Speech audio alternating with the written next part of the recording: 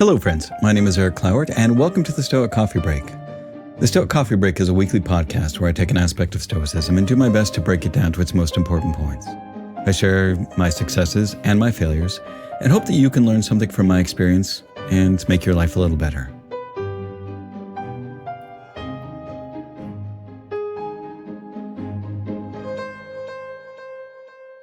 Today's episode is called Think of Yourself as Dead. Does your past weigh heavy on you? Do you let your past mistakes keep you from making the changes that you want to in your life? Today I want to talk about how changing our perspective on the past can help us make better choices for the future.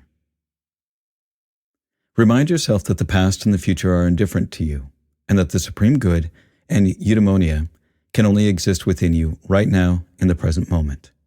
Donald J. Robertson. When we think about our lives in the passage of time, we often think of our past as the cause, and the present is the effect of that past. We hold on to the idea that we are the product of all the past events that have ever happened to us. But what if this wasn't quite true? If we follow the idea that the present is caused by the past, and that each of us is a result of our past, it means that we are being driven into the present and the future by what happened in the past. Because the past is unchangeable, then it means that we have little or no ability to actually choose our future. This would be a form of determinism, or the idea that our lives are predetermined by the past and that we have no free will. We are like machines that are at the effect of past events. For example, there are people who suffered trauma as children who will often excuse their current bad behavior on the things that happened to them in the past. They just throw up their hands stating that this is just the way that they are and they cannot change. But if this were the case, then every person that was ever abused as a child would behave badly and it would not be their fault. And more to the point, if we believe that the cause of their current bad behavior was childhood abuse, then that would mean that everyone who was abused as a childhood would turn out to be an abusive person as an adult. And as we can see, this is simply not the case. There are plenty of people in this world that have had terrible childhoods, yet grow up to be kind and compassionate and responsible people. The only reason that past events have any influence on the present or the future is because of the meaning that we give to those events. Nothing is determined by those events. We let the meaning that we give that past affect our current choices. Yesterday is history, tomorrow is a mystery, but today is a gift. That's why it's called the present. Master Uguay. The Order of Time by Carlo Rovelli is a book about quantum gravity. Now, quantum gravity is the field in science that is trying to reconcile quantum physics and general relativity.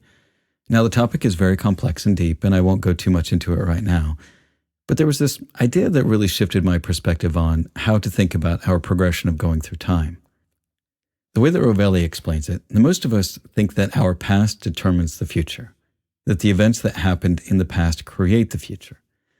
A basic cause and effect paradigm that makes sense to our linear brains. But in learning to understand quantum gravity, it appears that rather than causing the future, the past is just an echo or a record of present moments flowing behind us. The way I like to visualize it is it's like we're on a boat on a lake, and as we're cruising along, we're creating a wake. The present is the boat and it's moving towards the future, and the past is like the wake behind the boat. We can see the influence of the present on the past, but the past, which is the wake, has little influence on the future. And for me, this is what it means to live in the present moment. We can let go of the past events because we recognize that once something is in the past, only what we do in the present has any influence on the next present moment. It means that the choices and decisions that we are making, whether we're fully conscious of them or not, are under our control and our responsibility. It also means that at any moment in the present, we can decide to make a choice that is not tethered to the past. The past is just a guidepost, not a hitching post. L. Thomas Holdcroft. Often, we blame the past for why we act a certain way. But just because something happened some way in the past does not mean that it has to be the same in the present or the future. Simply put, the past is not a predictor of the future. And so why is this idea so important? Well, for me, I really love the idea that each present moment is a fresh instance of time, and that it's not so tightly bound to the past. It means that at any moment, you can make a different or a better choice. And that's incredibly powerful. It means that even if you had a certain belief or a certain way of thinking or behaving in the past, it does not determine who you are at this moment or who you will be in the future. Each moment is a new one to start over. Now, obviously, this doesn't change or negate what happened in the past. Just because you decide to make a new choice doesn't mean that your past choices disappear. You'll still have to work within the circumstances you find yourself in, but it does mean that you can be someone different just by making different choices. Maybe the past you was lazy, or maybe the past you drank too much at parties, or maybe the past you was conflict avoidant and shied away from difficult conversations. The good thing is the present you can make a different choice right now. So why do we hold on to the past so strongly? Well, from an evolutionary standpoint, it makes sense. If we're still alive, then the behaviors from the past are the ones that worked. And they may not have been the most effective, but at some level they kept us alive. So in a sense, we should be grateful for our past selves. They got us to where we are today, and we're still breathing. Another reason why we hold on so deeply to the past is that we often internalize our past with our identity. Now, what do I mean by that? In short, we hold on to our past to tell us who we are. We form a lot of our identity based upon our memories and our experiences.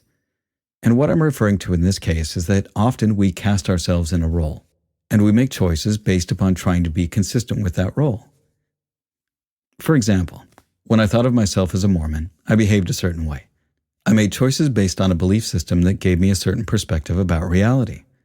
One of those beliefs was that we had the one true church and that everyone else was living in sin and error.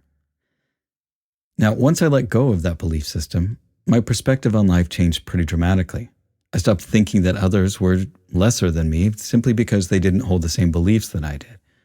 I recognized that it was more important how people behave than what other people believe. Think of yourself as dead. You have already lived. Now take what's left and live it properly. Marcus Aurelius. When I read this quote, it made me think of a thought experiment, and I'd like to do that with you now. Let's pretend that you lost your memory. Everything else functions just fine. You can speak and move, but you just can't remember anything about your life. Would you be the same person? If you could not remember your past, how would you know what choices to make? How would you know what your preferences were? With this idea in mind, when you're faced with a difficult choice and you feel anxious because of past mistakes, what if you just pretended like you couldn't remember any of those mistakes? What if you gave yourself a blank slate? What choice would you make then? When you take the time to let go of your preconceived ideas from the past, you open yourself to seeing things with fresh eyes. You're able to release judgments and can try and evaluate options on their own merits. From a Zen perspective, this would be the ultimate beginner's mind.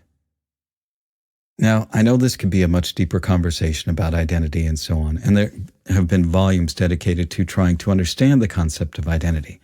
But with this simple kind of perspective shift, it allows you to view all kinds of opportunities with less judgment from the past. It frees you from the weight of things you've done and who you thought you were. We place a lot of importance on the past, and while it is helpful to understand and learn from the past, it can also be a heavy weight that won't allow us to move forward. When we recognize that we are not tethered to the past, we can make different choices at any moment. We have the opportunity to make a fresh start every single day. And that's the end of this week's Stoic Coffee Break. Be kind to yourself, be kind to others, and thanks for listening.